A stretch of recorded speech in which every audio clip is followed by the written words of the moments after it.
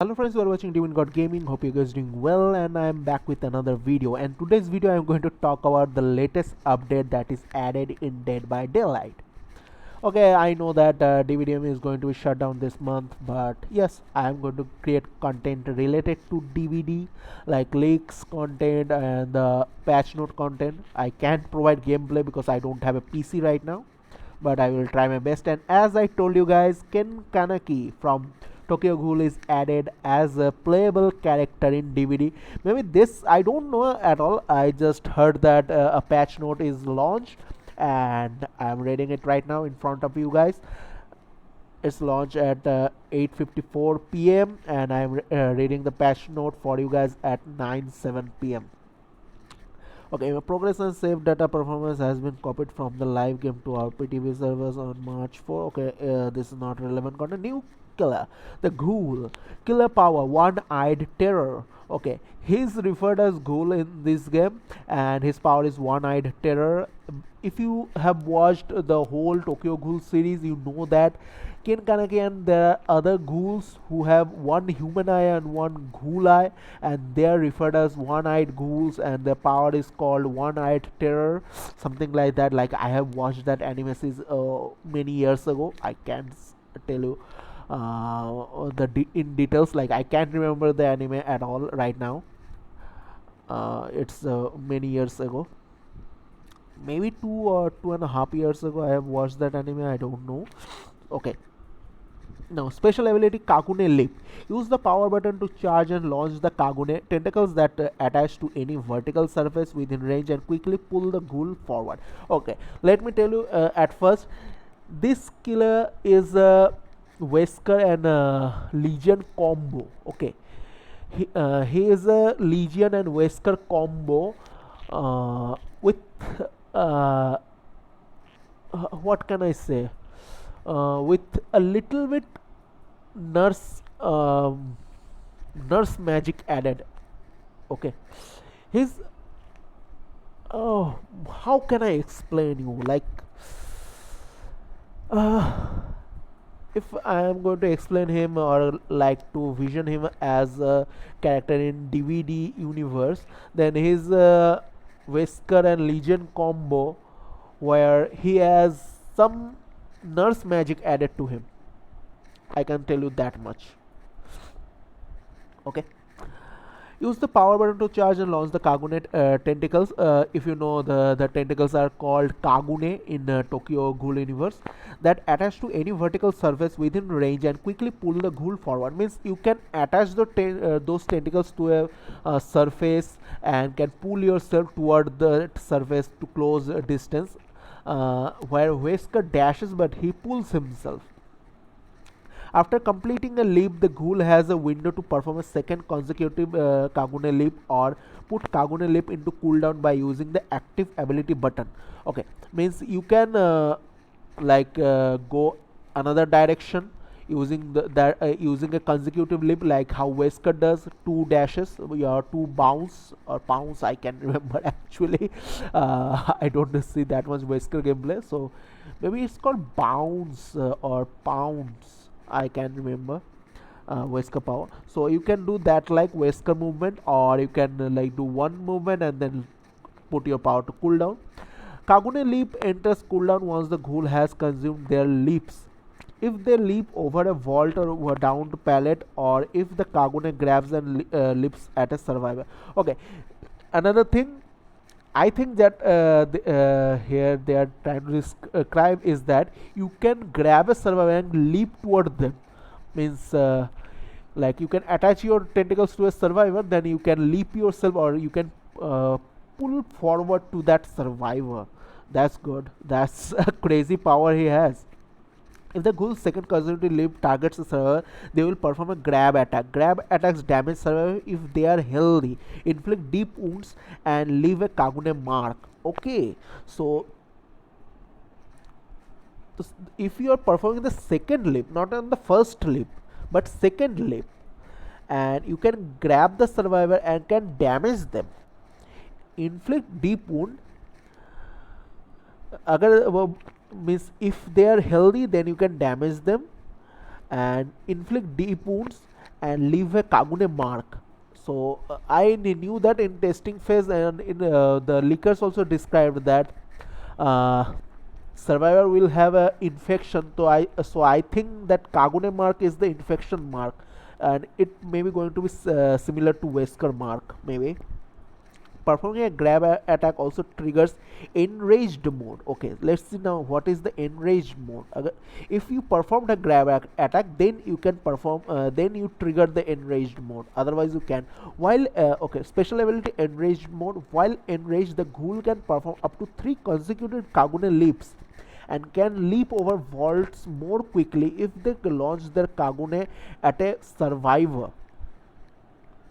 So you can like vaultable location much faster and can perform 3 Kagune leaps if you are in enraged mode, and you can like launch yourself toward a survivor very quickly. Enraged mode remains active while there are survivor inflicted with Kagune mark. Means if a survivor is inflicted with a Kagune mark, so his enrage mode stay for that duration. So it does not depend on his enrage, like his enrage mode does not depend on a timer, but it depends on a survivor who's marked.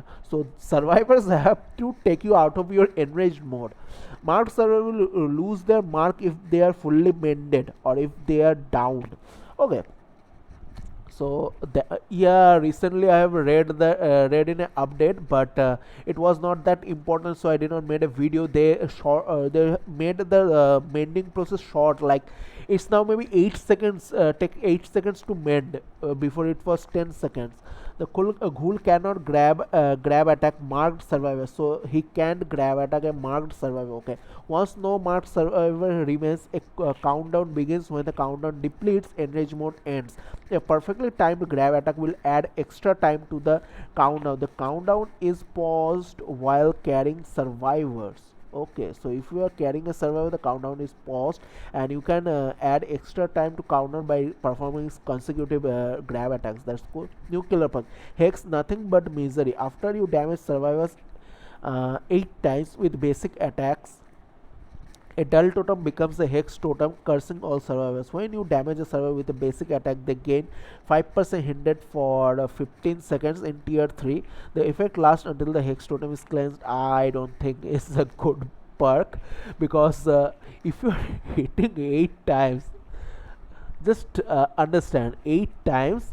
How many hits you have to perform to finish all the survivors? If I count that you are not tunneling or face camping, or sorry, the face camping does not work now, like you are not tunneling and not like proxy camping, then it takes to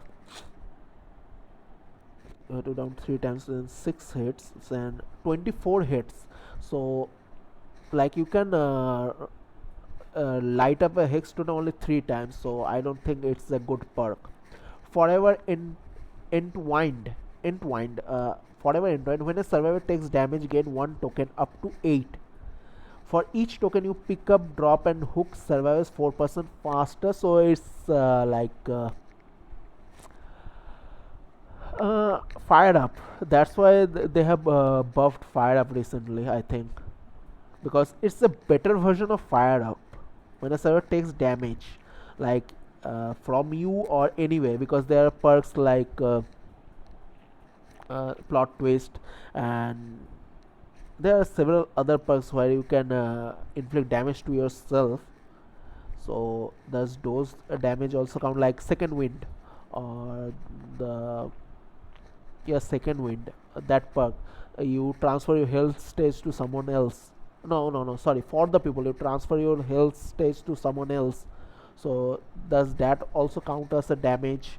Like I know that plot twist count as a damage to server. That's why corrupt intervention gets like finished quickly. So I don't know, but it's a good alternative for fired up. None are free. None are free. Okay, yes, I know that he is not free, but perk, you have to name the perk. When you hook a survivor for the first time, gain 1 token up to 4. When all generators are completed, for each token all windows and upright pallets are blocked for everyone for 16 seconds. Not that good perk. Like it's no way out, but for Windows and palettes I don't think it's good. You can use claustrophobia, the Demogorgon perk.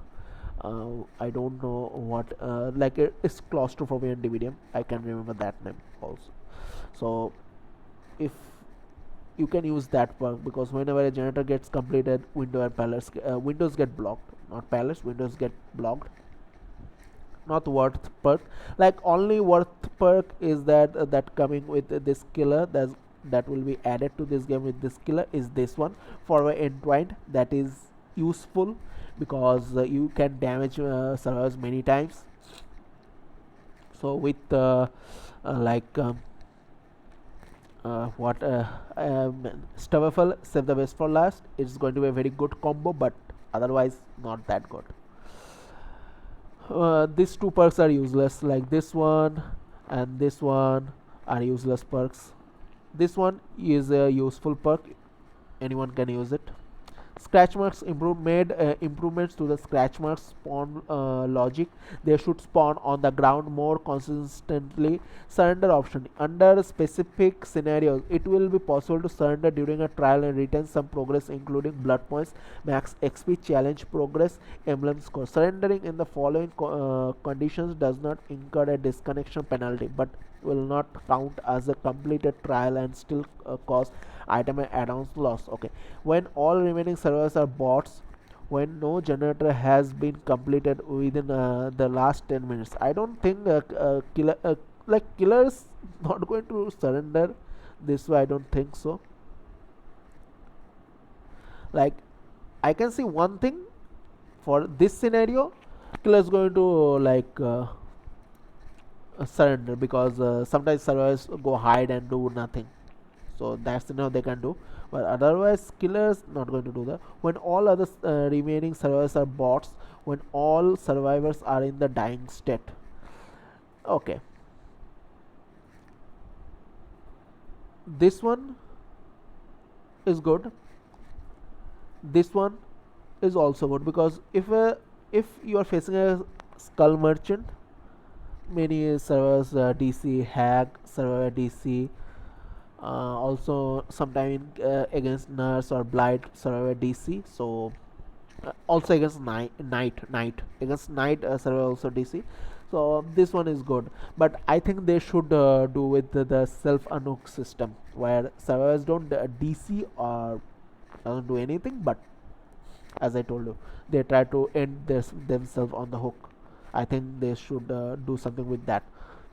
Map 4 second of Boneyard. Yeah, I read somewhere that they have added another map in the area of Crow realm.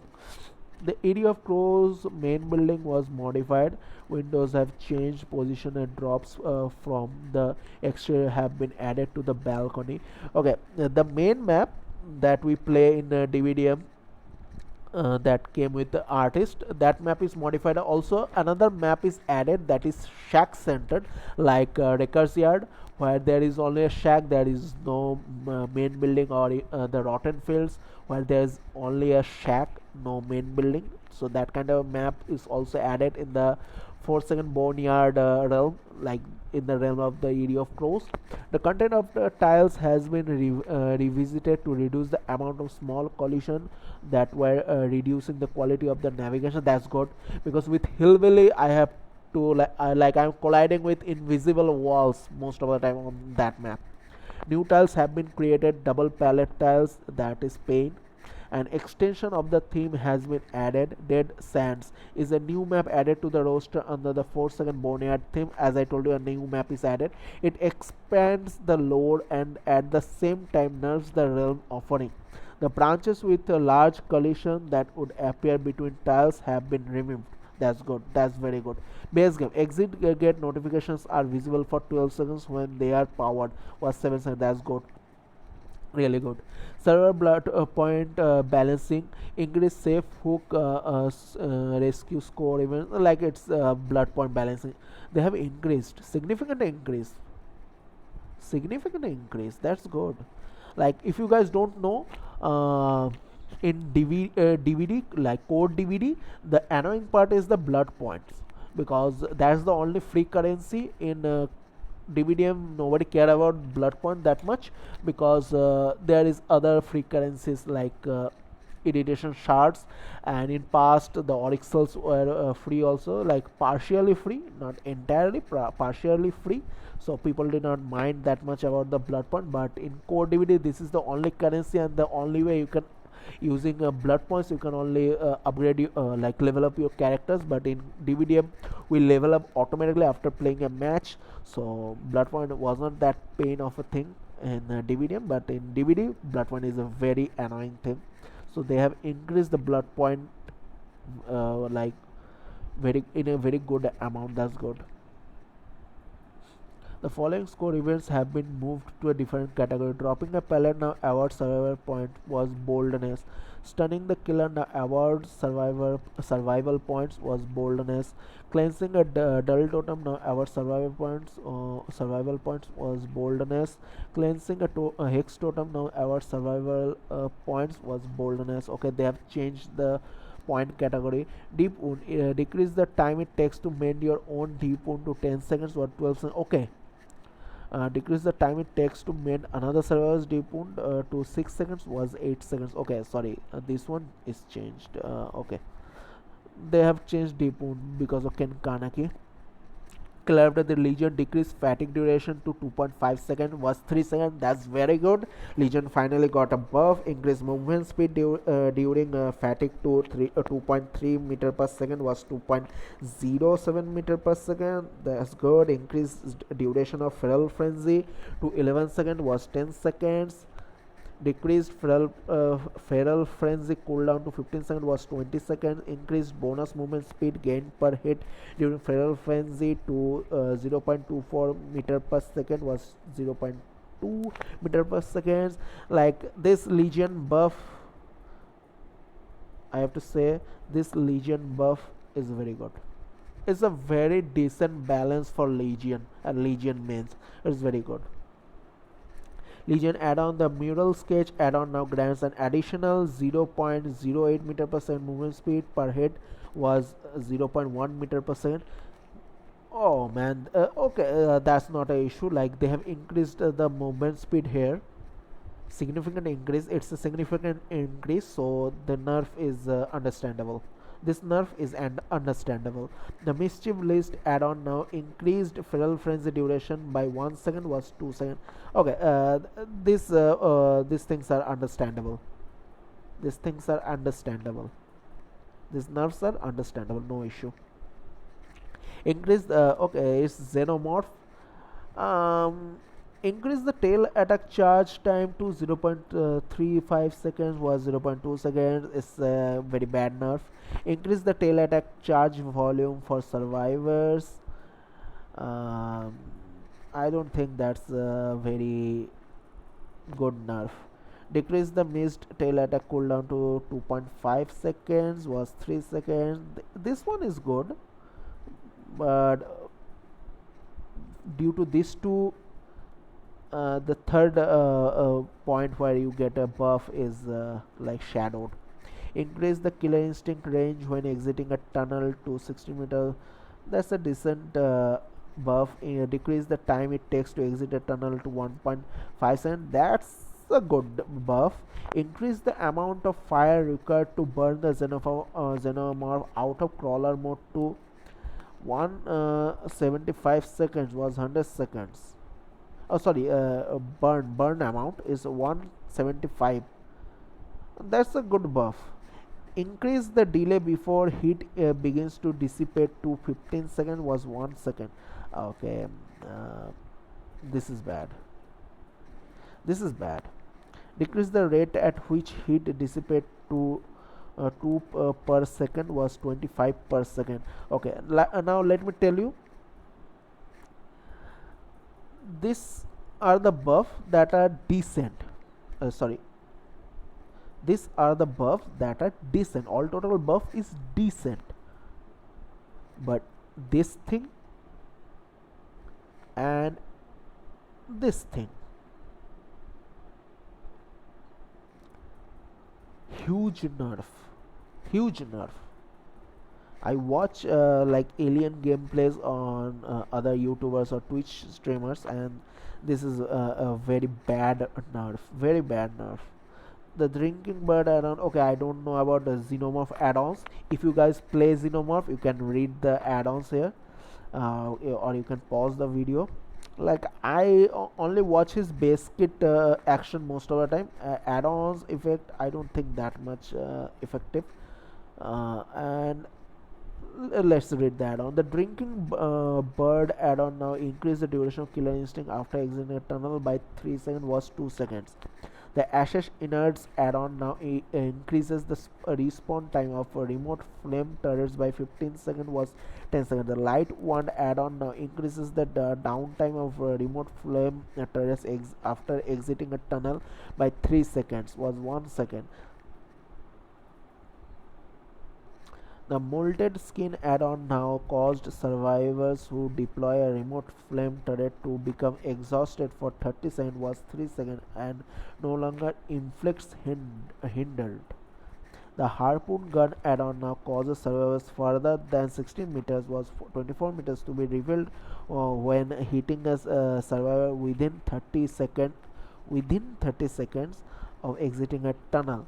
The Emergency Helmet add-on now increases resistance to remote flame turrets by 15% was 35%. Okay, what I can see, this this one is a significant nerf or a partial nerf, but what I can understand from this add-ons,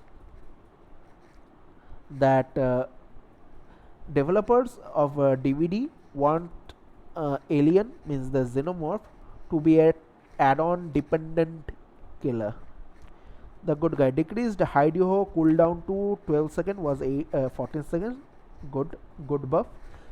Decreased the time it takes to reach max speed at the start of Slice and Dice and after scampering at window or pallet. Okay, they buffed Chucky in a good way, but he's a very good character, to be honest, because of his height.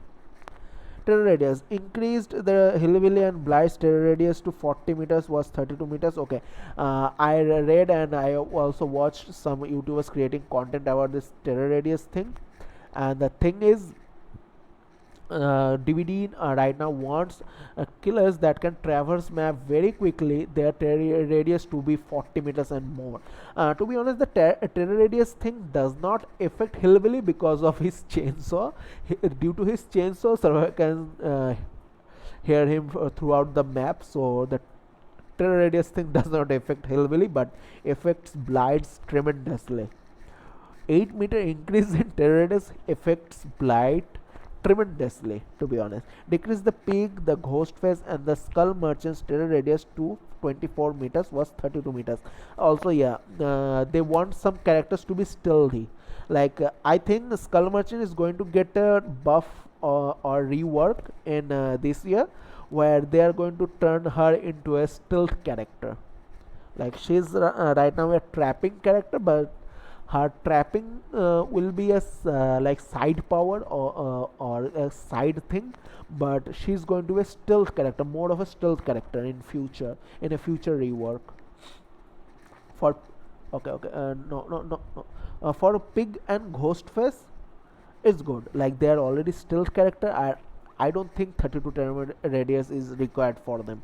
For Pig, it's a good buff because she had the crouch effect that gives her undetectable status effect whenever she wants, and it will help her in a much better way. For Ghostface, it's a partial buff. Killer perks: Alien Instincts increased aura reveal duration to 8 seconds, what 5 seconds, and Oblivious duration to 66 seconds. It's a significant buff to that perk. Deadbound decreased range to 4 meters. Decreased range to 4 meters was 8 meters.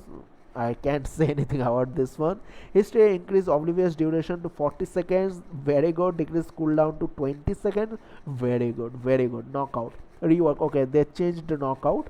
When a server drops a pallet, if they move 6 meters away from it within 6 seconds, they gain 5% hindered for 5 seconds.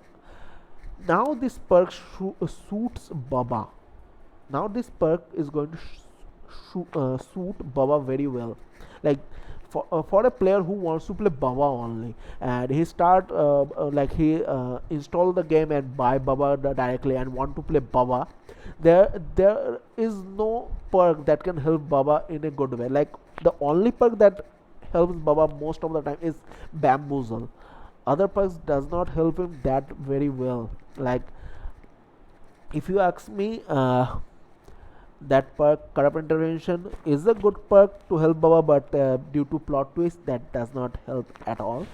But now his own perk will be a very good helpful perk to him, because he can break a pallet very quickly and can go and hit the server immediately.